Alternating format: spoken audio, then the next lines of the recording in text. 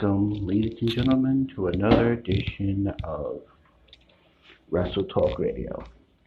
I am your host, CJ Matthews. As well as you know, last time we left you, there are a lot of things going on. So let's jump right into it.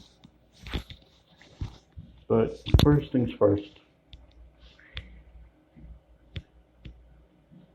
At at 3 Dog pay-per-view, TB5, it was a great event.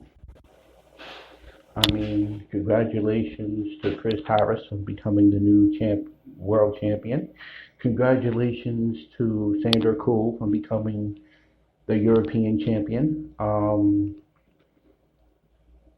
It was a lot of titles changing hands. I mean, the battle between Devil Dog and the Rainmaker, James Black.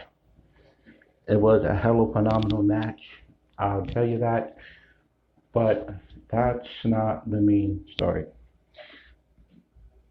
The main story about all this is where new star Tyler Ace was at the pay-per-view. He was sitting in the box, and then as soon as he went to the concession stand, he was maliciously and viciously attacked by the UK Wolves, led by Ewan Taylor. Ewan Taylor, Dan Clark, Paul Logan, and Lloyd Carr and Jackie invaded 3Dub to attack Tyler Ace. Now, once again, as many times as I spoke about the situations with Tyler, I've said he has a reputation. And it's crazy, but it's true. He has a reputation especially with a lot of the female talent in this industry. But to the point where Ewan and his stable came to another company's pay-per-view, attacked Tyler Ace at the 3Dub pay-per-view by the concession stand. Security and practically had to remove the UK Wolves out of the building.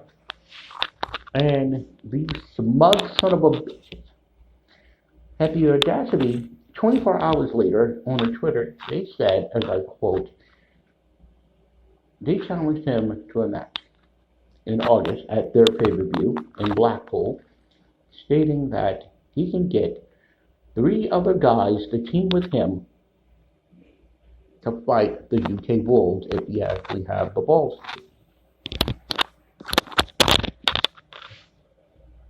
Now, here's my problem with this. You attack a guy knowing that his people are not there. What kind of cowardly nonsense is that?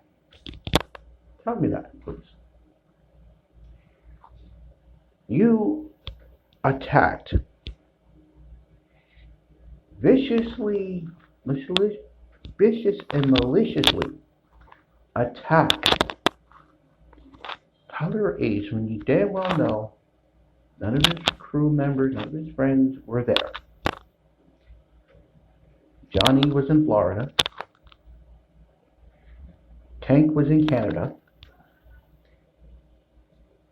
And Akira was in Japan. And last but not least, Manny was in Mexico. Nobody was there. He didn't have any backup, so eventually that's when these cowards ended up attacking him.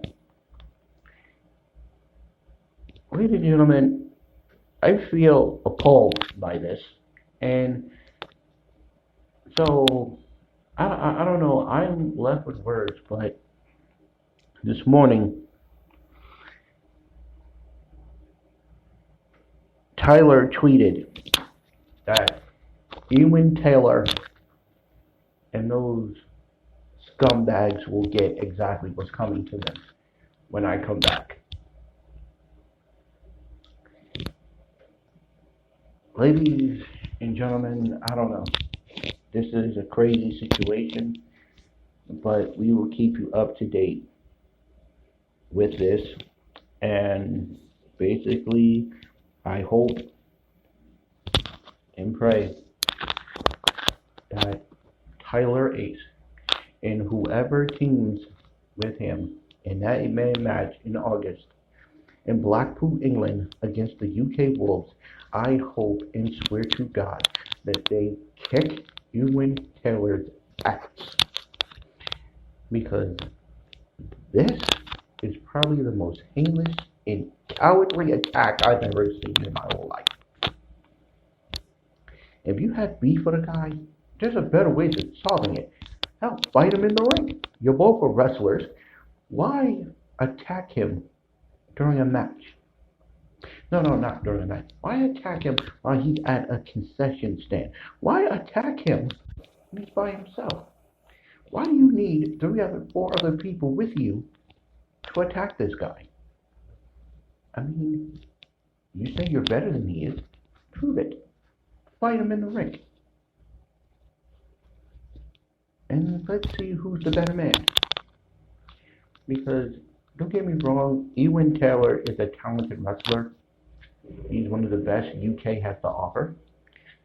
But my problem and my issue is his tactics. The fact that he came to the States, came to another promotion and attacked one of their stars. Here's another interesting question. Where the hell was the 3 Dub Stars when this attack happened? Where the hell one of your own is getting beat down by invaders? Where the hell was the talent for 3 Dub? Where were they? No one came out and helped them. What the hell is going on with that? I don't know. I just don't know. But anyway, moving on from that, there's another sad situation I have to get into, and that was the shooting Sunday of Manny Ortiz. As well as you know, Manny Ortiz was shot by former host of this show, Jerry Evans. And a lot of people are enraged of why he wasn't fired then. Why wasn't Jerry Evans fired then? Why wasn't Jerry Evans turned contract or terminated from Wrestle Talk Radio? And a lot of people are enraged by this. I mean, including his family, his wife, his brothers. I mean, Manny is a family man. He has a wife. He has children. He has families. And the fact that this happened, the fact that he was brutally shot by Jerry Evans, a lot of people are looking at this as history repeating itself when late wrestler Big Money Blake was murdered by Brock Thornton. And a lot of people are stating that history is repeating itself again. But the only difference is Manny didn't die. And it's to a point that he got shot in Mexico by Jerry Evans, who was taken into custody in Mexico, who's supposed to be extradited, brought back to the U.S. He wants to try him in U.S., but the Mexican government, but since this happened in Mexico, the Mexican government wants to prosecute Jerry Evans. Wow. This is crazy, ladies and gentlemen. It's crazy. But I don't know. I mean, I don't know where to pretty much go from here with that one, but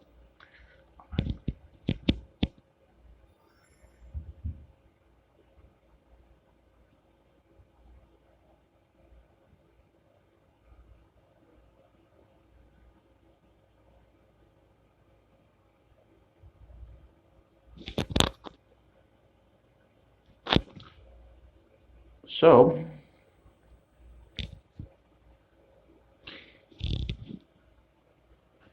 so I don't know.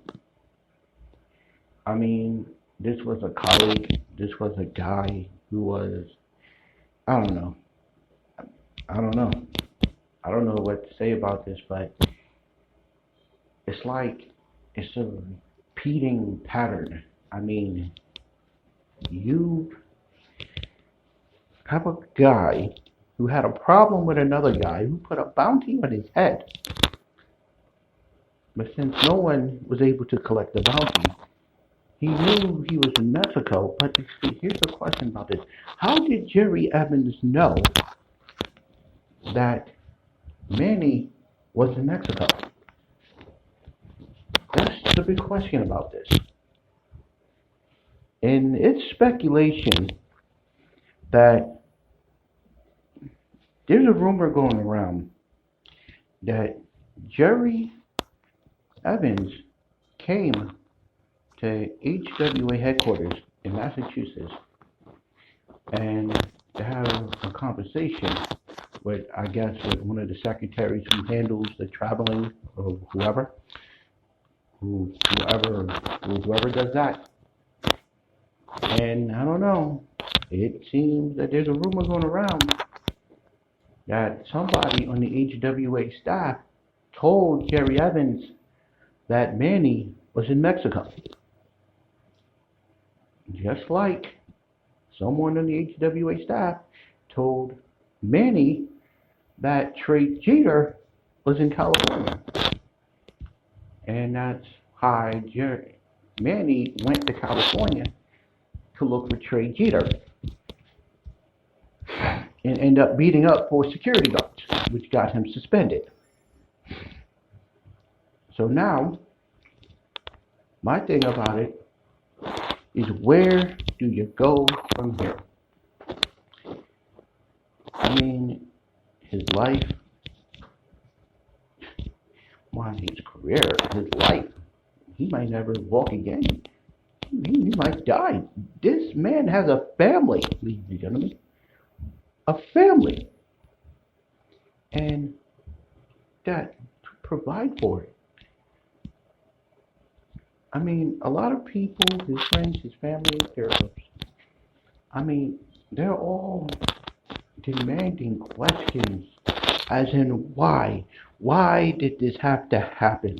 Why did Jerry Evans shoot Manny Ortiz? Why did Jerry Evans go to Mexico to shoot Manny Ortiz? Well, I'll have an update on that next week. But but next Friday, ladies and gentlemen, the GM of Wrestle Talk Radio station will be here to answer questions from the public. And I'm going to do an exclusive interview. For the first time ever, I'm going to do an exclusive interview with Jerry Evans himself, so he can explain his actions on why he did what he did. As our time is winding down, ladies and gentlemen, I'd like to thank everybody for being here. Always remember, you can catch us on the video. See you after.